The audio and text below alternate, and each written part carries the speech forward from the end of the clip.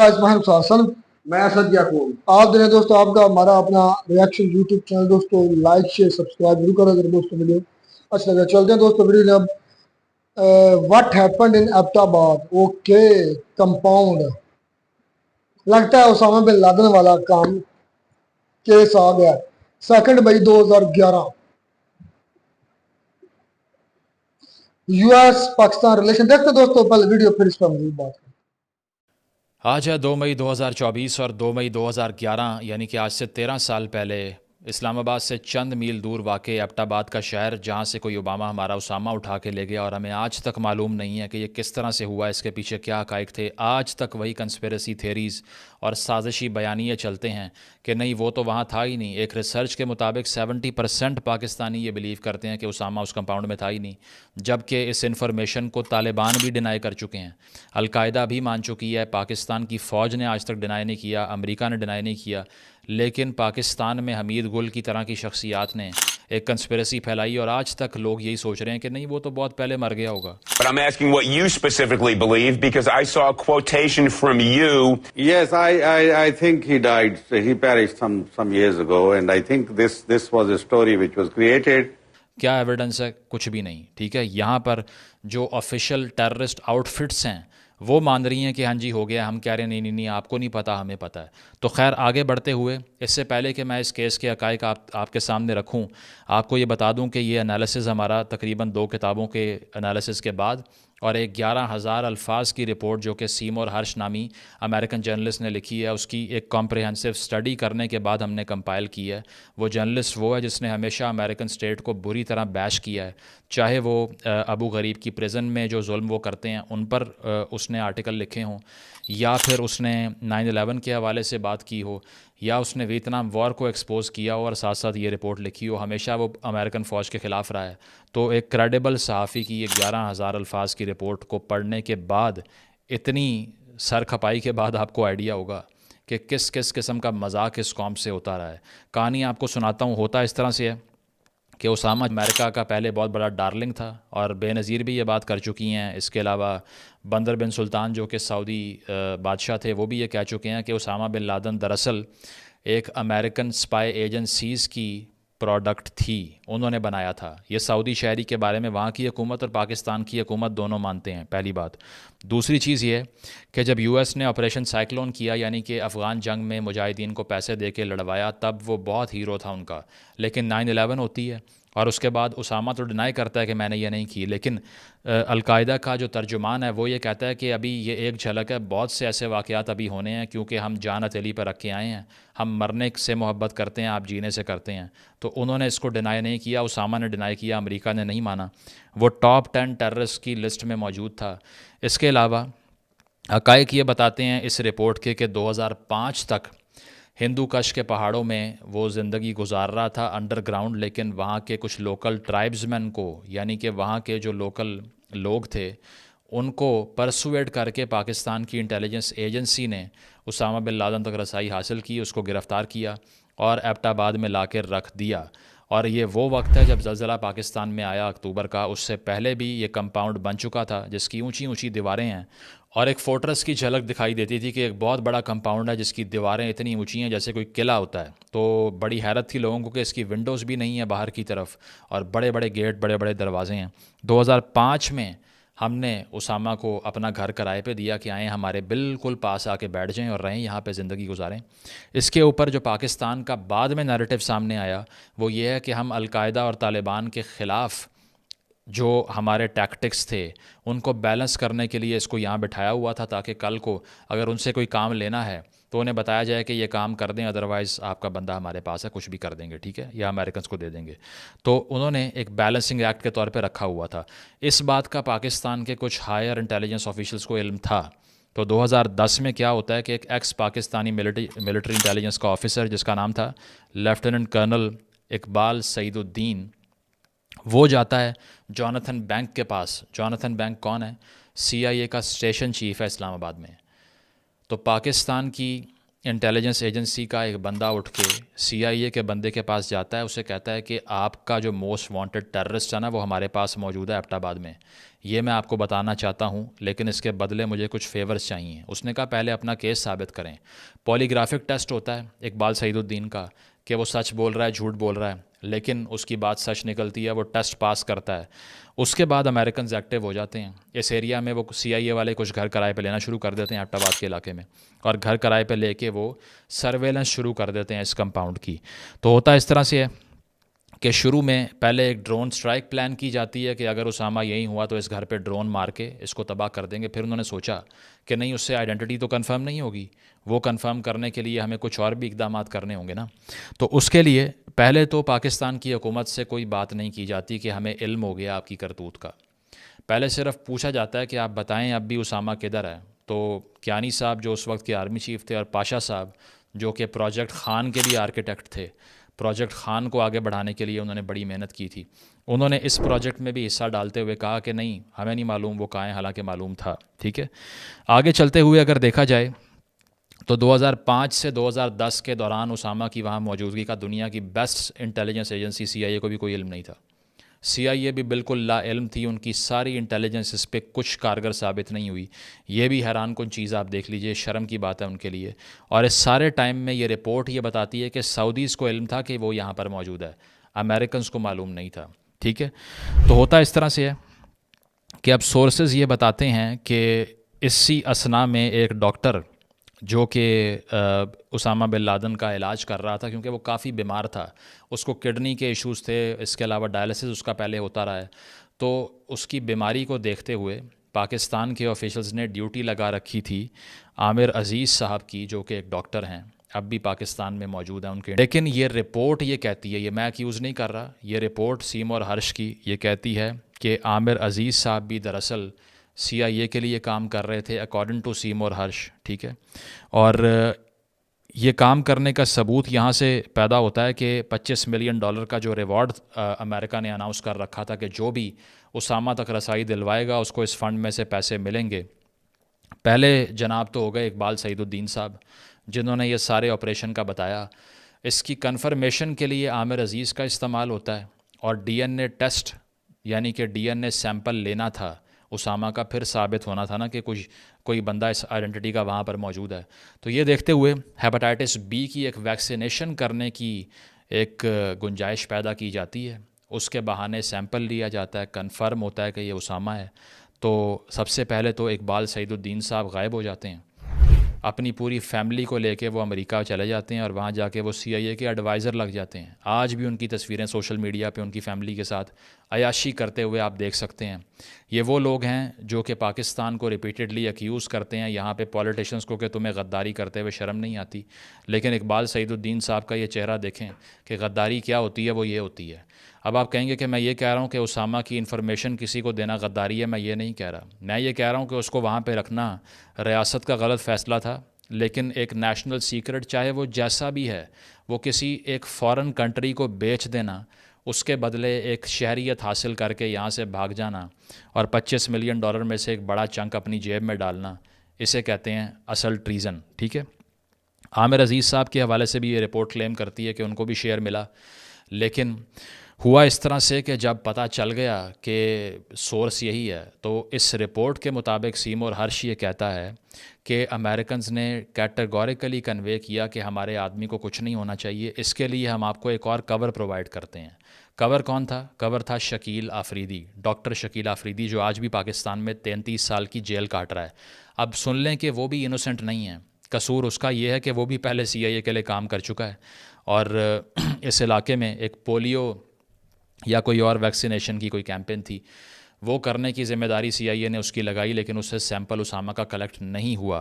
तो इसका मतलब है कि शकील आफरीदी ने सैंपल कलेक्ट नहीं किया, वो किया आमिर अज़ीज़ साहब ने, लेकिन सज़ा हो गई उसको, इसीलिए कि CIA ने कहा कि असल सैंपल देने वाले को नुकसान नहीं पहुंचना चाहिए, अकॉर्डिंग टू सीमोर हर्ष। ठीक है, और शकील आफरीदी पर भी जो केस बना था वो ये सैंपल कलेक्ट करने की कोशिश करना या CIA के लिए काम करने का केस नहीं था जिसकी बिना पे वो जेल काट रहे हैं, बल्कि वो ये था कि उनको लश्कर इस्लाम की मदद करने का इल्ज़ाम था एक, और दूसरा कोई ख़ातून जिसका बच्चा उनके क्लिनिक में मर गया, उसके बदले उनके ऊपर कत्ल की FIR हुई तो उसकी वो सज़ा काट रहे हैं। अब ये कितनी ठीक है, ये फ़ैसला आप कर सकते हैं। आगे बढ़ते हुए अगर बात की जाए तो अब पाकिस्तान को बता दिया गया फॉर्मली, और किस तरह बता दिया गया कि पाशा साहब को अमेरिका बुलाया गया, वाशिंगटन में बैठा के उन्हें कहा गया कि जनाब ये आपकी परफॉर्मेंस है, ये आपका रिपोर्ट कार्ड है और हमें सब इल्म है, ठीक है, अब आप बताइए कि कॉपरेट करना है या फिर हम यहाँ से जो डॉलर का नलका खोला हुआ है इसको बंद करें।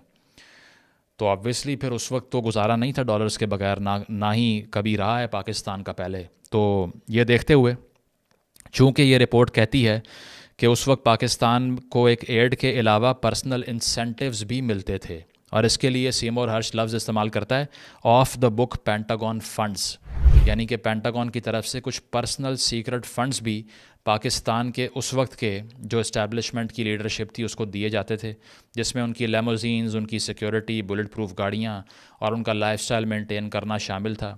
तो उन्हें मालूम था कि अगर ये बंद हो गया तो काम तो बहुत ख़राब हो जाएगा, इसीलिए उन्होंने कहा कि ठीक है आपके साथ कोऑपरेट करते हैं, लेकिन फिर कुछ बातें आपको हमारी भी माननी पड़ेंगी। ठीक है, आगे बढ़ते हैं। ओबामा के लिए क्या रिस्क था? पहला जो रिस्पांस आया बराक ओबामा का उस वक्त में वो ये था कि मैं मान ही नहीं सकता कि एबटाबाद में इतना हाई वैल्यू टारगेट पाकिस्तान ने बिठाया होगा, पहले एविडेंस कलेक्ट करो फिर बात करना, मेरा दिमाग ना खाओ। लेकिन जब एविडेंस कलेक्ट हुआ तो वो भी हैरान हो गया कि ठीक है यार, ये तो समझ से बाहर है कि ये किस तरह हो सकता है। अब उसके लिए रिस्क फैक्टर ये था कि इससे पहले भी बहुत तनकीद हो चुकी है अमेरिका के ऊपर बैरूनी ममालिक के अंदर जाके इस तरह के ऑपरेशन करने पे, अगर वो फेल हो जाएं। 1980 में भी आपको याद होगा कि तेहरान में जो अमेरिकन फंसे हुए थे एम्बेसी में, उनको निकालने का फेल्ड ऑपरेशन हुआ था। तब भी जिमी कार्टर की प्रेसिडेंसी स्टेक पर थी और वो रोनाल्ड रेगन से हार गया इलेक्शन में, इसीलिए कि एक फैक्टर उसकी लैक ऑफ पॉपुलैरिटी का ये बन गया कि इसने फेल्ड ऑपरेशन किया, ये तो अमेरिकन को बचा नहीं सका, ये क्या हमें लीड करेगा कल को। ओबामा के जहन में भी यही था कि अब से चंद महीने बाद इलेक्शन है अमेरिका के अंदर 2012 का, और अगर ये ऑपरेशन या तो उसामा वहाँ पर हुआ ही नहीं या ऑपरेशन फेल हो गया तो मेरी प्रेसिडेंसी का दूसरा टर्म गया कुर्बान। इसीलिए उसके लिए स्टेक्स थे बहुत हाई। लेकिन इसके बाद में सीमोर हर्ष ये कहता है कि उसने सारे मामले को सियासी रंग देना शुरू कर दिया ताकि किसी तरह उसकी अपनी पॉलिटिक्स चमक सके और उसको एक सेकंड टर्म मिल जाए। ठीक है, जिस अपॉर्चुनिटी का वो इंतज़ार कर रहा था वो उसको मिल गई। तो ये देखते हुए ये रिपोर्ट ये कहती है कि DNA सैंपल कलेक्ट करने के लिए भी कियानी साहब ने और पाशा साहब ने ज़िम्मेदारी लगाई थी आमिर अज़ीज़ साहब की। तो फिर ऐसा कैसे हो सकता है कि उस अकेले को पकड़ लेते, क्योंकि ये तो टॉप टियर से हुक्म आ रहा था और उनको जो हुक्म दिया वो अमेरिका से आ रहा था। इसके बाद ये बताया गया इस रिपोर्ट के अंदर कि पाकिस्तान ने ये डिनाई कर दिया कि कोई कनेक्शन था आमिर अज़ीज़ का CIA के साथ, लेकिन इसमें ये लिखा हुआ है कि सीमोर हर्ष का जो सोर्स है, जो कि एक सीनियर इंटेलिजेंस ऑफिसर था CIA का, उसने ये कहा कि अमेरिका ने अपना जो कुछ शेयर है वो इनको पहुंचाया था सेफली, क्योंकि ये हमारे एसेट थे। तो इसके बाद में अब मामला बढ़ते हैं ऑपरेशन तक पहुंचने तक कि किस तरह से उसामा को वहां से पकड़ के निकालना है। उसके लिए एक मीटिंग होती है अप्रैल 2011 में, यानी कि इस ऑपरेशन से चंद रोज़ पहले, और ये मीटिंग होती है पिंडी में, जहाँ पर CIA के डायरेक्टर लेओन पनेटा जो उस वक्त मौजूद थे, उनकी मीटिंग होती है पाशा साहब से जो कि ISI चीफ थे। और इस मीटिंग में दो किस्म की कमिटमेंट्स होती हैं। अमेरिका की तरफ से कमिटमेंट ये मांगी जाती है कि पैसे आपको मिलते रहेंगे लेकिन आपने हमारे ऑपरेशन के रास्ते में नहीं आना। ऐसा नहीं होना चाहिए कि हम ऑपरेशन कर रहे हों तो आप यहाँ पर कोई प्रॉब्लम क्रिएट करें या सिक्योरिटी फोर्सेस को अलर्ट कर दें या रडार सिस्टम को एक्टिव कर दें, बिल्कुल नहीं करना। तो पाकिस्तान की तरफ से कहा गया कि पैसे मिलते रहने चाहिए, उनकी तरफ से कहा गया कि ऑपरेशन होने दें, सब मिल जाएगा। ठीक है, इस तरह से एक मामला आगे बढ़ना शुरू हो गए। और साथ साथ ये कि पाकिस्तान के लिए एक बहुत बड़ा रिस्क ये था कि पाकिस्तान किसी सूरत चाहता नहीं था कि ये ख़बर आवाम तक पहुँचे या सामने आए या न्यूज़ में आए कि हम इस ऑपरेशन का हिस्सा हैं, क्योंकि अगर ये आती है तो पहला थ्रेट तालिबान है। तालिबान तो कभी माफ़ नहीं करेंगे और वो आगे से रेजिस्ट करेंगे कि ये आपने कैसे कर दिया, ये एनिमी कंट्री है। दूसरी चीज़ ये कि पब्लिक प्रेशर, आवाम भी बहुत ज़्यादा तनकीद का निशाना बनाएगी, हो सकता है कि मुजाहरे शुरू हो जाएं, एहतजाज शुरू हो जाएं। तो ये सारा कुछ देखते हुए उन्होंने कहा कि ये आप इंश्योर करें। इसमें वो लिखता है कि Pasha and Kayani were task to ensure that Pakistan air defence does not respond to the US choppers, यानी कि पाशा और कियानी साहब को यह टास्क मिला कि आपने इंश्योर करना है कि पाकिस्तान का एयर डिफेंस सिस्टम इस दौरान एक्टिव नहीं होना चाहिए। साथ साथ ये कि सीएमओ हर्ष की इस रिपोर्ट में लिखा हुआ है कि अमेरिका का एक सेल था तरबेला गाज़ी में, वो इस ऑपरेशन की लाइव कम्युनिकेशन कर रहा था, जिसमें एक तरफ पाकिस्तान की इंटेलिजेंस के लोग थे और दूसरी तरफ अफ़गानिस्तान में मौजूद नेवी सील्स के लोग थे। नेवी सील्स वो स्पेशल ग्रुप था जिसने ये ऑपरेशन कंडक्ट किया। तो इस तरह से ऑपरेशन की राह हमवार होती है, ठीक है। और इस तरह से हम ये देखते हैं कि ऑपरेशन से ऐन पहले एबटाबाद में बिजली चली जाती है, लाइट बंद हो जाती है, और इसके बाद में जो सारे गार्ड्स थे इस कंपाउंड के वो भी गायब हो जाते हैं ताकि कोई रेजिस्टेंस सामने ना आए। आप लोग सोच रहे थे रात के अंधेरे में हो गया, किसी को इल्म नहीं था, लेकिन इससे पहले की ये कहानी सुनिए जिसमें एक एक चीज़ अग्रीड थी अकॉर्डिंग टू दिस रिपोर्ट, जिसको आज तक किसी भी प्लेटफॉर्म पे चैलेंज नहीं किया गया, जो एक वाइज सबूत होता है किसी भी सहाफ़ती पीस का। यहाँ से आगाज़ होता है जी ऑपरेशन का। तो 4 अमरीकी हेलीकॉप्टर, जिसमें 2 स्टेल्थ हॉक्स होते हैं और ब्लैक हॉक्स जिसकी बात मैं कर रहा हूँ, इसके अलावा 2 हेलीकॉप्टर जो हैं वो चिनूक्स होते हैं। मुझे नहीं पता प्रोनाउंसिएशन यही है नहीं, ये आप चेक कर सकते हैं। तो ये 4 हेलीकॉप्टर तकरीबन 11:20 पर अफ़गानिस्तान की जलालाबाद बेस से पाकिस्तान की हदूद में 11:20 पे एंटर होते हैं और तकरीबन आधे घंटे का सफ़र करके ये 12:15 के अराउंड तकरीबन ये लैंड करते हैं एबटाबाद के कंपाउंड के बाहर। और वहाँ पर लैंड करते हुए ये बताया गया कि एक मिस हैप होता है और इसमें से एक हेलीकॉप्टर डिस्ट्रॉय हो जाता है। ब्लैक हॉक की बात कर रहा हूँ। अब इस पर 2 नैरेटिव हैं। पहला ये कि ये अमेरिकन ने ख़ुद किया ये कवर स्टोरी बनाने के लिए कि वहाँ पर तो बहुत हमें पाकिस्तानी फ़ौज से रेजिस्टेंस का सामना करना पड़ा, उन्होंने हमें मारा, हमने उनको मारा और उसामा को छीन के ले आए, तो इसीलिए उन्होंने जान के किया। नंबर 2, दूसरा ये कि ये एक्चुअल में एक हादसा हो गया, वो सही से लैंड नहीं हुआ, उसका कुछ हिस्सा डिस्ट्रॉय हो गया, इसीलिए उसको बाद में अमेरिकन ने ख़ुद ही बर्बाद कर दिया, उसको एक्सप्लोजन से उड़ा दिया। हैरत की बात यह है कि इसका एक हिस्सा जो उसकी दुम थी हेलीकॉप्टर की वो यहाँ रह गई, पाकिस्तान ने वो भी अमेरिका को वापस कर दी, इस डर से कि अमेरिकन ने कहा कि कहीं आप ये चीन को ना दे दें, ये हमारी सीक्रेट टेक्नोलॉजी है। तो हमें अमेरिकन हेलीकॉप्टर जो कि हमारी हदूद में घुस के हमारी कवानीन की धज्जियाँ उड़ा रहा था रात के अंधेरे में खुलेआम, तो उस दौरान जो एक पीस, एक दुम का टुकड़ा रह गया हेलीकॉप्टर का, वो भी हमने वापस कर दिया कि सॉरी ये आपका ना यहाँ रह गया था। जिस तरह हम आजकल कहते नहीं है कि बाजी आपका दुपट्टा जो है ना वो साइकिल या बाइक के टायर के अंदर आ रहा है, इसको उठा लें, इस तरह ही हमने वो कहा कि ये भी ले जाएं, गलती से आ गया होगा। ठीक है, आगे चलते हुए तकरीबन 40 मिनट नेवी सील्स के जो लोग थे वो अंदर कंपाउंड के रहे। कहानी जो उन्होंने बताई वो ये है कि अंदर एंटर होते हैं और बताया ये गया कि वहाँ से रेजिस्टेंस का सामना करना पड़ा। दूसरी बीवी जो उसामा की अंदर मौजूद थी वो वापस भागी, उसकी टांग में फ़ायर किया उन्होंने। इसके बाद बताया ये गया कि उसामा ने रेजिस्ट करने की कोशिश की और हमने उसको मार दिया। अब ये बिल्कुल झूठ है, रेजिस्टेंस की कोई ख़बर सामने नहीं आती।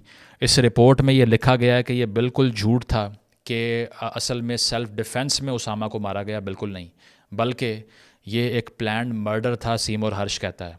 और बहुत से लोग तो नेवी सील्स के ये भी मजाक उड़ा रहे थे कि हमने तो टुकड़े कर दिए उसके फायर मार मार के। और रास्ते में फिर इस रिपोर्ट में ये लिखा कि कुछ नेवी सील्स ने ये कहा कि रास्ते में हिंदू कश के पहाड़ों के ऊपर हमने बॉडी बैग में से उसके कुछ जिस्म के हिस्से निकाल के यूँ फेंके हैं। तो इस तरह की हरकतें वो कर रहे थे वहाँ पे। और मैं ये नहीं कह रहा कि ये आउट ऑफ सिंपथी है, बल्कि out of the abrogation of international laws एक आर्ग्यूमेंट हो रहा है कि अगर आपने किसी प्रिजनर को पकड़ा है तो आप उसको मिसट्रीट नहीं कर सकते अगर आप वाकई ये क्लेम कर रहे हैं कि हम एक ह्यूमेन कंट्री हैं। ठीक है, लेकिन यहाँ पर एक प्लान मर्डर को उन्होंने सेल्फ डिफेंस बनाया और इसके बाद में झूठ बोलने का आगाज़ ऐसा शुरू होता है। तो इसके बाद में ये फेज़ आता है कि ये ऑपरेशन तो हो गया ख़त्म। इस दौरान इलाके में कुछ लोग इकट्ठे हुए लेकिन कोई रिस्पांस नहीं दिया गया। अल जज़ीरा ने पब्लिश किया कि किसी को इस ऑपरेशन का इल्म नहीं था सिवाय जनरल कियानी के, क्योंकि जनरल कियानी को इस ऑपरेशन शुरू होने के 40 मिनट बाद कॉल आई अमेरिका से कि जनाब हमारे वो प्यारे भाई एबटाबाद में घुसे हुए हैं, उनका ख्याल रखिएगा।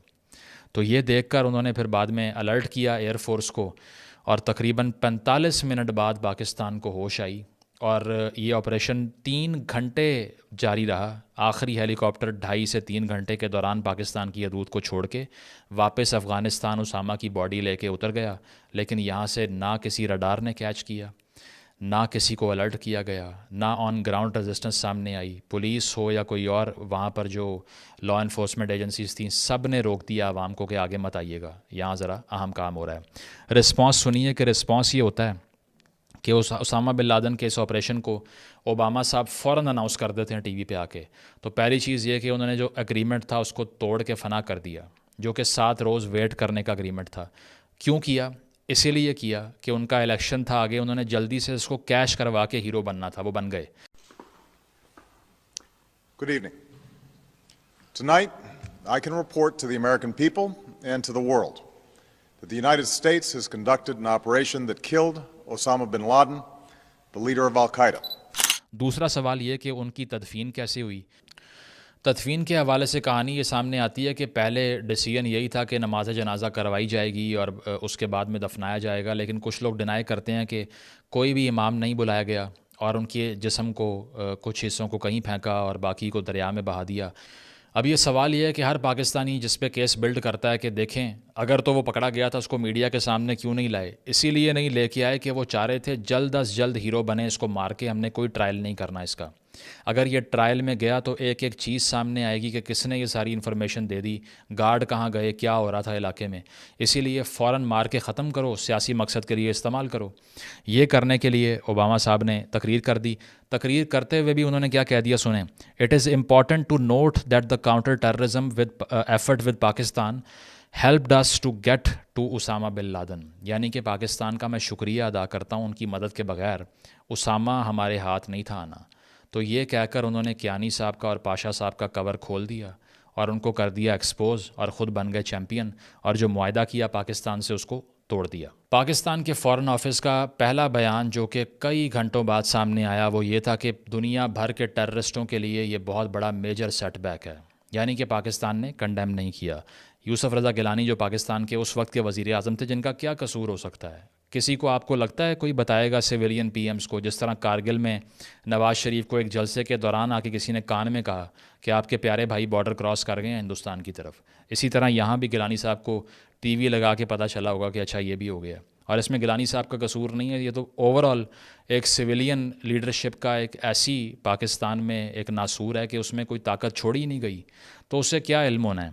गिलानी साहब ने पहला रिस्पांस दिया, great victory because we won't allow our soil to be used against terrorist activities.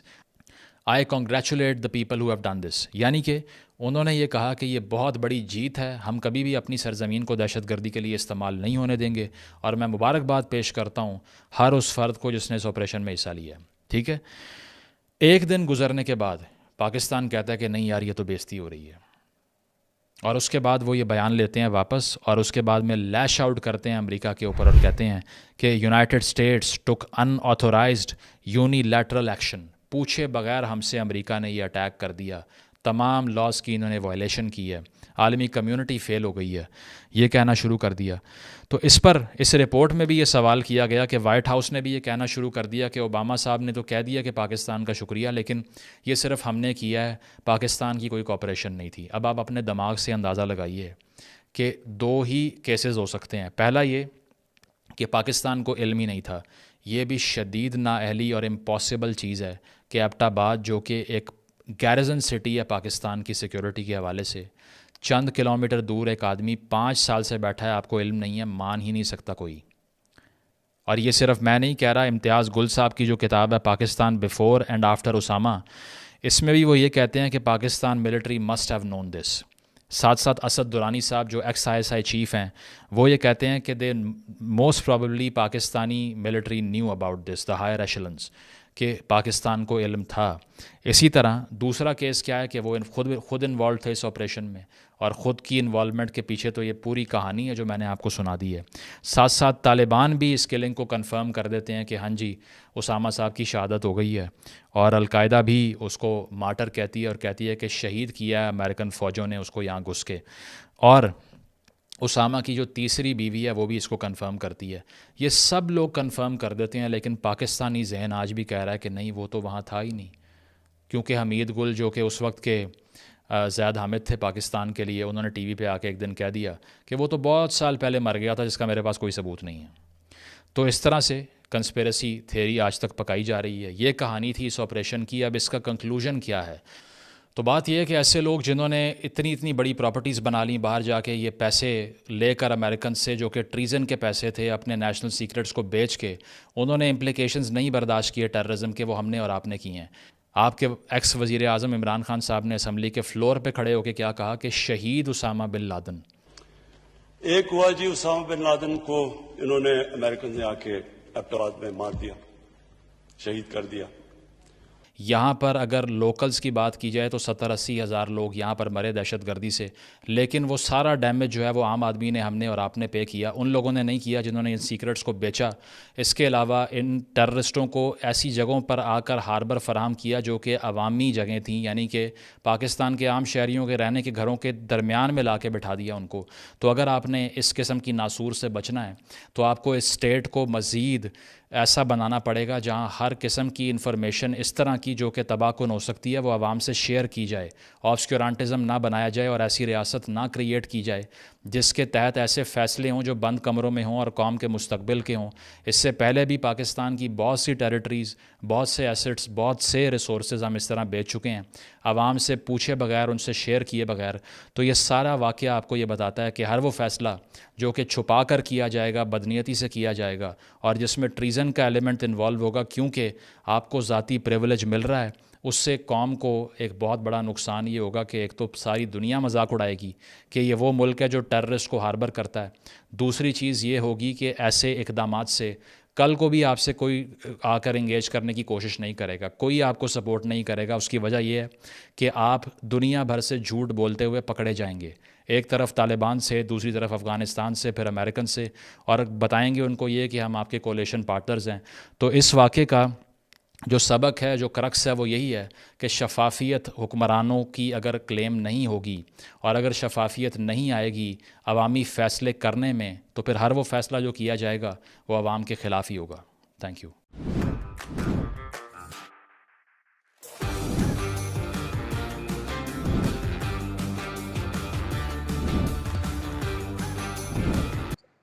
तो जी दोस्तों, वीडियो होगी ख़त्म। क्या कहना चाहेंगे इस पर सरदार? इस पर मैं सीधी सी बात करूँ ना तो सिवाय बातों के कुछ भी नहीं है। मैं हमेशा कहता हूँ कि प्रूफ साबित को वीडियो कितना प्रूफ देगा? क्या हर चीज पूरी रिपोर्ट की उसे एक चीज प्रूफ के साथ बताई है। मैंने इससे पहले इराक में लड़ते देखा सर उसामा बिन लादेन, उसका क्या प्रूफ है? उसके बाद अफगानिस्तान में ऐलान सुना अमेरिकन का कि हमने अफगानिस्तान में उसामा बिन लादेन। कहाँ से सुना? वो मुझे वो प्रूफ दो। पाकिस्तान के चैनल से सुना मेरे भाई। पाकिस्तान के चैनल कौन से? मुझे बताओ। गलत है, मैंने नहीं आज तक सुना। तुमने नहीं सुना? मैं बताता हूँ। पहले इराक के तेल निकालना था तो इराक पर मार दिया, फिर अफगानिस्तान पर हमला करना था तो अफगानिस्तान पर। अच्छा, ये 9/11 का जो केस है, सब अकलमंद है, हिंदुस्तानी पाकिस्तानी सबको अकल है, कुछ थोड़ी बहुत तो हमें भी होगी, आपको भी ज्यादा। कभी ऐसा हो सकता है कि आपके मुल्क से आपके अपने जो हैं पायलट वो आपका जहाज उड़ाए और आपके मुल्क में अपने पायलट कैसे और हाईजैक हुए थे? क्या करते हो भाई साहब? हाईजैक हुए, मेरी बात सुनो, एयरपोर्ट से हाईजैक होते हैं, हमेशा हाईजैकिंग होती है मेरे भाई जब एयरपोर्ट को छोड़ा जाता है। एयरपोर्ट के ऊपर से हाईजैकिंग मेरे भाई कभी ये साबित नहीं होती कि यहाँ से शुरू होगी और अब हाईजैकिंग कैसे होती है? हाईजैकिंग मेरे भाई जब तक जहाज, अक्सर आपने देखा है कि सवारी वाले जहाज वो हाईजैक होते हैं, ये सवारी वाले ही हुए। वो कौन थे? वो सवारी वाले जहाज और हाँ जी, में लगे। हाँ जी, और कौन से सोए हुए थे? क्या तुम जंगी जहाज से समझ रहे हो? और भाई अमेरिका के एयरपोर्ट से वो एंटर हुए थे एज अ पैसेंजर, जिन्होंने हाईजैक की है। पैसेंजर एंटर होकर प्लानिंग के तहत हुआ था, पैसेंजर एयरप्लेन को उन्होंने हाईजैक किया। हाईजैक करने के बाद वो जाकर लगे ना अपना वर्ल्ड ट्रेड सेंटर को। कितना सफर बनता है वर्ल्ड ट्रेड सेंटर से? मुझे ये नहीं पता कितना सफर बनता, लेकिन इतना जरूर पता है कि वो हाईजैक्ड हुए थे और वो सवारी जहाज थे। हाँ, मैं कह रहा हूँ वो सवारी जहाज है, वीडियोस मौजूद है, सोए हुए देख लिया करो, को पढ़ लिया करो। मैं वाकई नहीं पढ़ता यार, आपकी बात मैं मान लेता, मैं वाकई नहीं पढ़ता, मैं अनपढ़ हूँ, मुझे नहीं पता किसी चीज का। लेकिन मुझे एक चीज का पता है कि एक आदमी एक बार मरता है। और यार सारा कुछ झूठ है इसका। पूरे को पूरी अमेरिकन के पास वीडियोस हैं। जब ये ऑपरेशन हो रहा था ना, तब की जब उन जितने उनके थे ना वो अपना सोल्जर, उनके कैमरे लगे हुए थे, नाइट विजन कैमरे थे। और ओबामा साहब और ओबामा साहब के जो सेक्रेटरीज वैक्ट्रीज जो हैं डिफेंस के, वो सारे अपने अच्छा एक बात अपार्टमेंट वीडियो में और सैयद मुजम्मल की सुनी है क्या? जो चौंका देने वाली, और अक्सर मैं जो कहता हूँ आप कहते हैं वैसे कर देते हैं, उस बात की ये भी तस्दीक कर रहे हैं कि जितने भी मेरे भाई ये ऐसे अटैकर्स या ऐसे लोग हैं ये अमेरिका ने खुद पाले हुए हैं, और ये बंदा भी इनका खुद का पाला हुआ है, खुद का ही पाला हुआ है। जिस तरह उसका सर खराब फिर गया, क्या उसे हो गया कि उसने ये अटैक अमेरिका के खिलाफ कर दिया। उसके पीछे बड़ी लंबी रीजन है, मैं इसकी सारी की सारी रीजन पढ़ी हूँ। अगर मैं वो यहाँ बताना शुरू कर दूँ ना, बस इतना ध्यान में रखो, वो अमेरिका ने पाला, अमेरिका ने ट्रेनिंग दी, अमेरिका ने फंडिंग की, सारा कुछ अमेरिका ने खुद ही किया। लेकिन हुआ क्या कि एक पुलिस में आकर एक मुल्क में अटैक करना था, वहां उसामा बिन लादेन के अपने इंटरेस्ट थे, वो उसके अगेंस्ट हो गया अपना अमेरिका के, तो उसने ठान ली कि मैं अब इसको सबक सिखाऊंगा, क्योंकि ट्रेनिंग उसके पास पहले थी। और सैयद मुजम्मल ये कहता है कि उसामा ने माना ही नहीं कि मैंने वो अटैक किए। उसामा बिन लादेन ने नहीं माना था। उसामा बिन लादेन की जो थी ना सेक्रेटरी जो थे, या उसके जो अलकायदा के जो तंजीम थे, अलकायदा के तंजीम के जो बड़े लीड उसामा बिन लादेन के अलावा सेक्रेटरी वगैरह, उन्होंने तस्लीम किया, कबूल है कि हमने अटैक किया। अच्छा उन्हें ये नहीं पता था कि अगर हम कबूलते हैं तो हम पर अटैक किया जाएगा? पता था उनको। तो उनका दिमाग खराब था कि वो तुम कहना क्या चाहते हो कि ये झूठ है?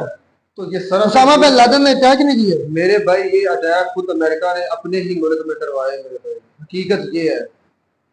सिर्फ इन तुम्हें पता है हम बच्चे थे तो ये लॉलीपॉप हमें दिया जाता था कि अमेरिका खुद करवाता अपने आप को। अच्छा स्टेट ऑफ अमेरिका आज अमेरिका अपने ऊपर क्यों अटैक करवा?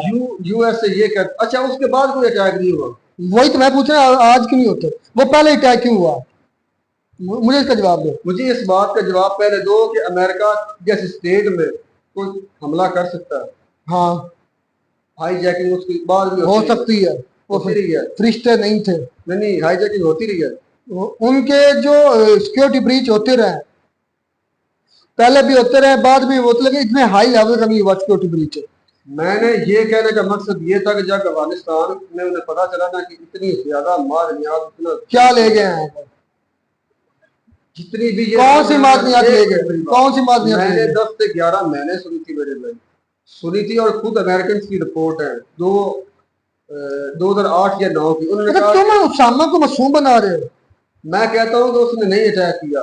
क्या सबूत है कि उसने अटैक नहीं किया? इन लोगों के पास क्या सबूत है कि उसने अटैक? उनके पास सारे सबूत हैं। क्या सबूत है, पेश करें। तुम्हें देंगे वो सबूत यार वीडियो दिखाए मुझे। अच्छा तुम माशाल्लाह तुम्हारी 30-32 साल उम्र हो गई है, पढ़े लिखे मंसूर होते हो, जेल वाली बातें शुरू कर देते हो। इस तरह के जो सीक्रेट डॉक्यूमेंट्स होते हैं वो सिर्फ एजेंसीज के पास और स्टेट के पास होते हैं। बकवास किए जाते हैं, ये कभी किसी मुल्क पर बकवास कर देते हैं, कभी किसी पर कर देते हैं। तो इन लोगों को जरूरत क्या है? इनको पालने की जरूरत। हमारे जैसे 2% के लोगों को वो सबूत नहीं देते, ये ज़हन में रखना। मैं हमेशा एक बात कहता हूँ, जिसकी लाठी उसकी भैंस। ये आज 2% के है ना, आज इनके पास पैसा आ जाए, टेक्नोलॉजी में या आगे चले जाए, पढ़ लिख जाए, तो यही 2% के लोग इनके लिए मेरे भाई पढ़ लिख फिर भी जाए, टेक्नोलॉजी में जितना भी आगे जाया जाए, जब तक हम स्टेट का हिस्सा नहीं बनेंगे तब तक हमारे पास इस तरह की चीजें नहीं आ सकती। तुम्हें क्या लगता है ये उसामा बिन लादेन जाहिल था? ये पढ़ा लिखा नहीं था? पढ़ा लिखा था। मैं कब कह रहा हूँ पढ़ा लिखा नहीं था? कितनी तालीम थी इसकी? मुझे इतना नहीं पता, लेकिन इतना पता है कि वो सऊदी अरेबिया किसी यूनिवर्सिटी में पढ़ता रहा है। यूके में भी मुझे इत्तलात है कि वहां भी शायद, मुझे लगता है शायद यूके की यूनिवर्सिटी से भी पढ़ा लिखा था वो। इसमें बिन लादेन कंपनी के बारे में जानते हो? पता नहीं, मुझे ये नहीं पता बिन लादेन शादन का वो क्या थी, लेकिन इतना मुझे पता है कि उसने अटैक किया था 9/11। मैं नहीं मानता। तुम ना मानो, ये खुद अमेरिका की साजिश है मेरे भाई। हाँ अमेरिका की साजिश है। तुम अपना बच्चा मार सकते हो अपने हाथ से।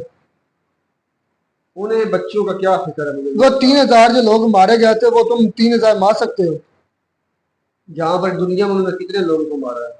मैंने अपने बच्चे की बात की है। मैं सिर्फ ये क्या, तुम अपना बच्चा अपने हाथों से गला घोंट के मार सकते हो। अपने मफाद के लिए कुछ भी कर सकते हैं। मुझे बाद में क्यों किया? बाद में उनका मफाद नहीं थे। बाद में जरूरत नहीं पड़ी मेरे भाई। बाद में किसी कंट्री के साथ उनके मफाद नहीं थे। जरूरत नहीं पड़ी मेरे भाई। जो चीज मुझे ये जवाब निकाली मेरे, मुझे वियतनाम की बात नहीं की। वियतनामी ने कौन सा उन पर अटैक किया था? वियतनाम कौन है? वियतनाम पर वार मुसलत की थी ना अमेरिका ने। तो वियतनाम में कौन सा उन पर 9/11 किया कौन था? सा मुल्क है? बर्मा जिसे हम बोलते हैं, यह भी नहीं तुम्हें पता? नहीं, मुझे नहीं पता उसका।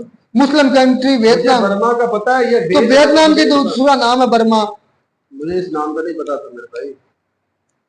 तो बात वियतनाम, करने का असल मकसद वियतनामियों ने कौन सा 9/11 किया था, मुझे ये बताओ। मेरी बात सुनो, बात करने का मकसद इराकियों ने कौन सा 9/11 किया था? जिस मुल्क में इन्हें अपना मफाद नजर आता है, ये उस मुल्क में क्रिएट करते हैं, सिचुएशन ऐसी क्रिएट करते हैं, या तो वो खुद एक दूसरे के साथ जंग करते हैं या ये उन पर मुसल्लत हो जाते हैं। अच्छा, दो ही बातें। ये असला बना ड्रोन एक हम मिनट मेरी बात। ड्रोन हमले जो अमेरिका हम पर करवाता रहा है, हमने कौन सा 9/11 करवाया था? उन्हें पता था कि हम जिसे जो डॉलर देते हैं मुझे ये बता, मुझे बस ये, तुमने कहा कि 9/11 से इसलिए प्रोपेगेंडा अमेरिका ने बनाया है, जिस मुल्क पर अटैक करना होता है उस पर ये प्रोपेगेंडा पहले करते हैं कि जिसने करवाया। मुझे ये बताया पाकिस्तानियों को कब 9/11 किया था, पाकिस्तान पर क्यों हमले होते थे? ड्रोन हमले। पाकिस्तान पर तो वो जानबूझ कर हमले किया करते थे मेरे भाई। वियतनाम पर जंग क्यों की? मेरी बात सुन, जब अफगानिस्तान पर अटैक हुआ, उन्हें खुद पता था कि हमारे इस मुल्क के जो पाकिस्तान है, ये पीछे रहकर खुद मदद करते हैं अफगानिस्तान की, ये उन्हें पहले ही पता था मेरे भाई, और चाहकर भी कुछ नहीं कर सकते। पाकिस्तान से क्या ले गए? घंटा ले गए हैं, मैं क्या देख गए हैं, भीख लेके गए हैं। यार पाकिस्तान एक स्टेट थी, मुकम्मल एक मुल्क था। अगर अटैक करते तो कोई वजह पेश करते उसके लिए। ड्रोन अटैक कौन करता रहा? ड्रोन अटैक होते रहते हैं, क्यों करते गरीब हैं? मुल्कों में ये करते हैं। ये वो बाबा है मेरे भाई, जो सबका बाप है, मैं ये कहूंगा। ये किसी पर भी कुछ भी कर सकता पाकिस्तान का बाप है, बाकियों का नहीं है। है, सबका बाप है हकीकत में। चाइना पे कौन को ड्रोन अटैक करके दिखाए, और रशिया में को ड्रोन अटैक करके, अच्छा, इंडिया में एक को मिनट। चैलेंज है, इंडिया में को मेरी बात- ड्रोन अटैक करे। मेरी बात- बाबा है। बहुत सियाने बन रहा है ना, बहुत सियाने बन रहा है। पाकिस्तान की और चाइना की आपस में दोस्ती है, मतलब ये कंट्रोवर्शियल दोस्त है आपस में। इस खित्ते में तुम्हें पता है, अगर ये तीन मुल्क एक साथ मिल जाएं तो अमेरिका की औकात ही खत्म हो जाए दुनिया से। रशिया, चाइना और इंडिया, ये तीन मुल्क बात आई है ड्रोन अटैक की, तुमने कहा वो कहीं भी कर सकता है। मैंने कहा इंडिया में करके दिखाए, मैंने कहा चाइना में करके दिखाए, मैंने कहा रशिया में करके दिखाए। है हिम्मत? ये वो उन मुल्कों में करता है जो उसका जवाब नहीं दे सकता मेरे भाई, जो कमजोर तुमने मुल्क है। कहा कि वो सब पका सकता है, मतलब तुमने गलत बयानी की है। सब पे करने से मुराद है कि कोई वजह पेश करके या कहीं पर भी अटैक कर। इंडिया में भी, इंडिया अब सबसे बड़ी वजह अब इंडिया था। इंडिया को उन्होंने मना किया कि आपने रशिया से आज नहीं लेना, इंडिया को मना किया कि एक जो सेकंड इंडिया में उनका पैसा इन्वेस्ट ओ हुआ, यार सुन ले यार, पैसा कोई अमेरिकन का घंटा इन्वेस्ट हुआ, कोई इन्वेस्टमेंट नहीं हुआ, ये तुम्हारी सोच है। कोई इन्वेस्टमेंट इंडिया में उनका अपना पैसा जो अपना लगाते हैं, उनके पास अब सबसे बड़ा जवाब था अब इंडिया पर ड्रोन अटैक करने का, इंडिया पर हमला करने का सबसे बड़ा जवाब था कि हमने आपको रशिया से ऑयल लेने से मना किया, वो एक ब्लैक लिस्टेड कंट्री है, आपने क्यों लिया? ड्रोन अटैक होना चाहिए था। ये पाकिस्तान होता शायद हो जाते ड्रोन अटैक, पावर नहीं है इसकी, वो पता पाकिस्तान में छितर लावे हुए हैं।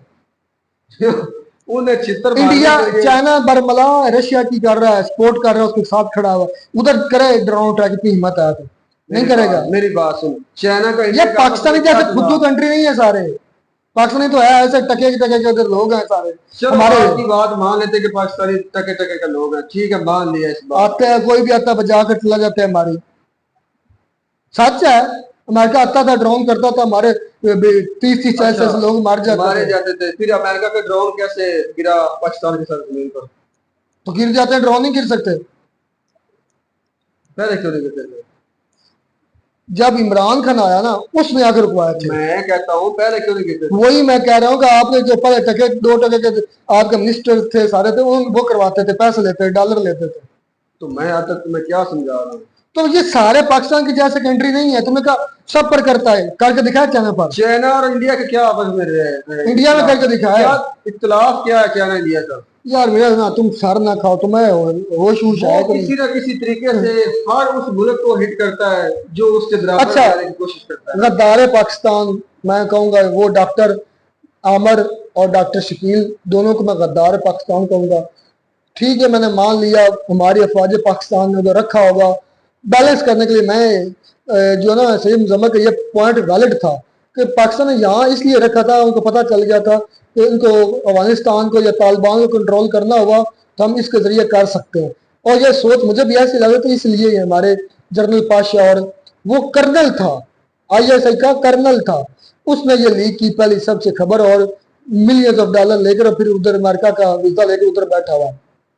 क्या और डॉक्टर शकील फरीदी अभी भी, इन लोगों का क्या खड़ा है? इन लोगों का हमारे सारा कुछ नुकसान हुआ। टीपू सुल्तान को गद्दारी से मरवाने वाले जो लोग थे, उनका नाम लोग याद है, मीर जाफर थे, मीर सादत क्या मिर्जा। वो खेल लिया उन लोगों ने उनका, लेकिन तरीक मुझे याद है ना कि वो गद्दार थे। बस तरीक में जा रहे थे।